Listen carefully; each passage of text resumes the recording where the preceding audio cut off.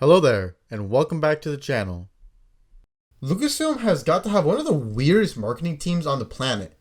Even if a project is an absolute banger, so often nobody knows it even exists because the marketing doesn't do a good job of telling people it's out. Both seasons of Andor, for example, had pretty limited marketing. I mean, that show is legendary, but there's a pretty low chance even the more casual audience checked it out. Some other victims of bad advertising were Solo, Skeleton Crew, the Star Wars Hotel. The Acolyte had atrocious marketing. I don't think people would have hated on that show so much if Lucasfilm just stopped yapping. Ahsoka and Maul had decent promotion, but they don't seem to have engaged more of the general audience. Will the Mandalorian and Grogu be Lucasfilm's next victim? This is crazy to me because Episode 7 had probably the best marketing campaign I've seen for any movie, barring maybe Endgame. Like, everything was Star Wars coded for an entire year before Force Awakens released. Billboards, toys, interviews, music, browser extensions, brand tie-ins, it was everywhere. Now, you'd be lucky if someone even knew Mando and Grogu was coming out. To be clear, I want this movie to do well. I love Star Wars and The Mandalorian, so I wish nothing more than for this to be a success. But the marketing for this movie has not been great, and that's potentially going to be a huge problem for Lucasfilm. There's a lot of reasons why it's hard to market Mando and Grogu. Interest in Star Wars has declined. You don't want to be like this. This is disgusting. This is awful in every way. Social media makes it hard to market to a mass unified audience. Theaters are expensive. A good chunk of people don't even care for the theater anymore. However, there are still films that do well and break the cultural zeitgeist, in large part because the marketing teams were able to sell why their film matters. So, let's get into the Mando of it all. Right off the bat, the film's announcement didn't have the greatest response from the fans. The movie was announced in January 2024. This is a pretty random time to announce your project. Normally, major Star Wars projects are announced at Star Wars Celebration, which happens every 2 years. Celebration in 2023 announced 3 major films Lucasfilm was producing: Dawn of the Jedi, a post-Rise of Skywalker movie with Rey, and some film Dave Filoni was directing, likely taking inspiration from Heir to the Empire. Mando and Grogu was not in this slate. You'd expect a film about Disney Plus's flagship show to be announced at Celebration or Comic-Con, but it wasn't. Now, there is 2 prevailing theories on this. The first is that this was Lucasfilm doing damage control for a resurfaced quote director Sharmeen Obaid-Chinoy said on a panel. I like to make men uncomfortable. I enjoy making men uncomfortable. Now, this panel is from way before the controversy happened. Her work is primarily documentaries highlighting women's inequality in Pakistan, and is talking about that in this panel. Regardless, this quote created a PR nightmare for Lucasfilm, and to be honest, I kind of get it. Lucasfilm was certainly a big part of the culture war, and people are kind of tired of that these days.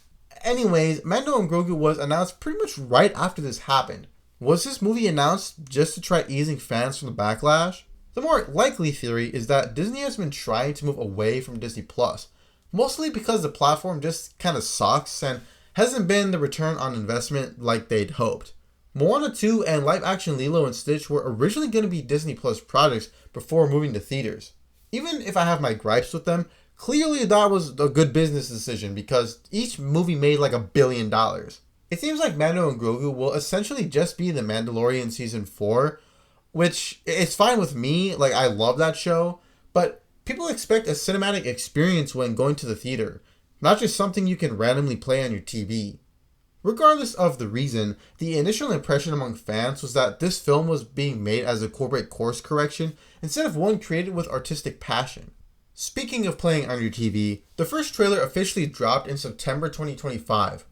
This really didn't do anything to hype the fans or the general audience. Part of the problem is that the trailer doesn't tell you what the movie is about.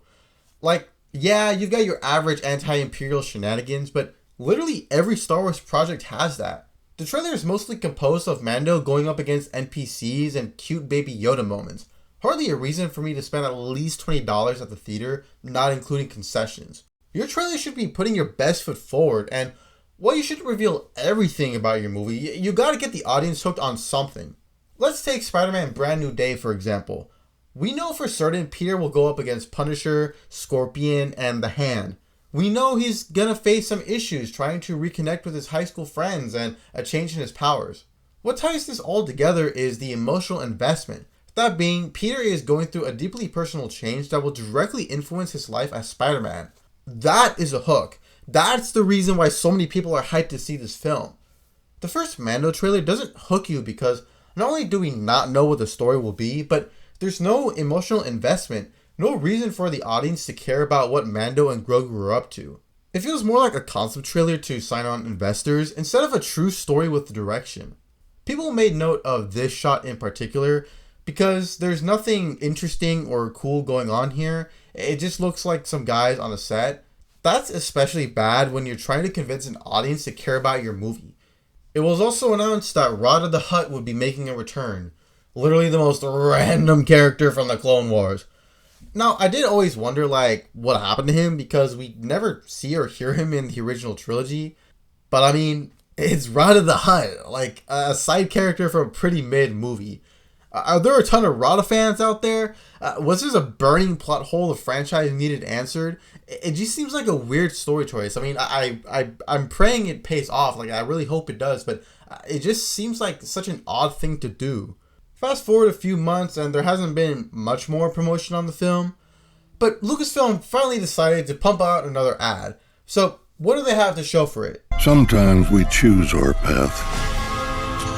Other times the path chooses us.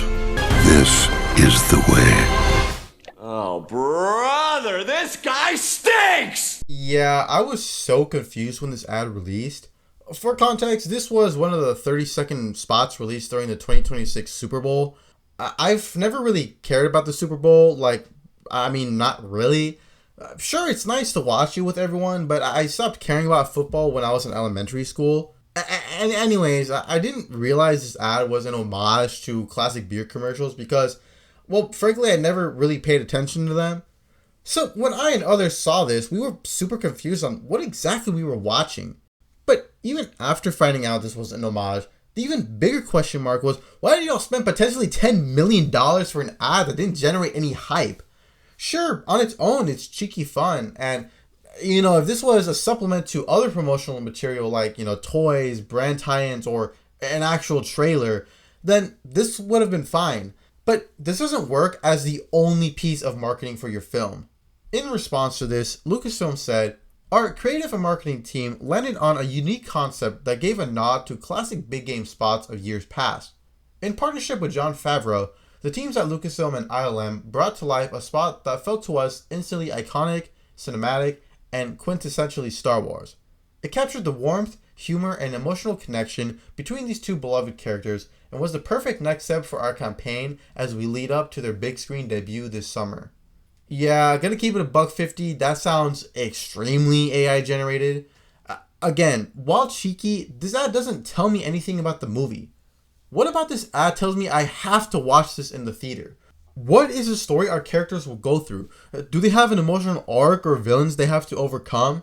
At this point, we're 4 months out from the film and we still don't know what it's about. Are we serious? Variety reported that internally, there are concerns that an unconventional 30-second Super Bowl spot for The Mandalorian and Grogu that featured the title characters riding a wagon pulled by tauntauns failed to generate the kind of excitement the marketing team was hoping to spark. The film is something of a question mark, given that it's based on a streaming series and, consequently, may not seem like a big screen proposition for any but the most diehard Baby Yoda lovers. All this kind of leads some fans to believe Disney isn't confident in this film, which is a problem because if the company who made it isn't confident, why should we be? Now, perhaps it was another form of collateral, but shortly after the Super Bowl, we finally did get our first good piece of marketing. The next big trailer for the movie was released in February 2026. This finally got me and other people interested in the movie. First off, we have an actual story to go off. Mando and Grogu are going to be completing missions for the New Republic. Mando's going to go up against some Hutts and Embo. We'll see some aura moments. But most importantly, Mando's going to grapple with the fact Grogu will outlive him. That's our emotional investment. Again, I don't need the marketing to tell me everything about the movie. That causes its own problems. What the promotion needs to do is get me interested in the film. And this trailer does that for me. I also don't need this to be the next Citizen Kane. While I certainly wish some of the visuals looked better, Mando and Grogu looks like it'll be a ton of fun. And to be honest, some light fun might be what people need these days. But is this trailer too little too late? While there's certainly been a little more talk about this movie, it doesn't seem to be anywhere near the interest of Spider-Man or Dune. Even Doomsday has more curiosity around it. I mean, sure, a lot of that may be, people like wanting to see it crash and burn, but, that's better than apathy. Personally, I don't feel like this trailer generated the hype this movie needs. I just don't see many people outside the core fandom talking about it. The last piece of just strange promotional material was Grogu's appearance at the Oscars. Sigourney Weaver and Pedro Pascal were presenting an award. I think, look, just like the Super Bowl, I really don't care for the Oscars anymore. The movies they dominate really aren't for me, so I've never particularly cared for the Academy's opinion. And they always pull antics like this that are just cringe. I didn't watch the Oscars, I just heard Grogu showed up and that kind of piqued my interest. Anyways, the two actors starring in Mando are joking with Kate Hudson about Grogu, and Conan interrupts at one point. The bit was cute at first, but it went on for entirely too long. There's also all these weird pauses between actors, so the comedic timing just really falls flat. The whole sequence just comes off as corporate awkwardness. Also, for some reason they started playing E.T. music.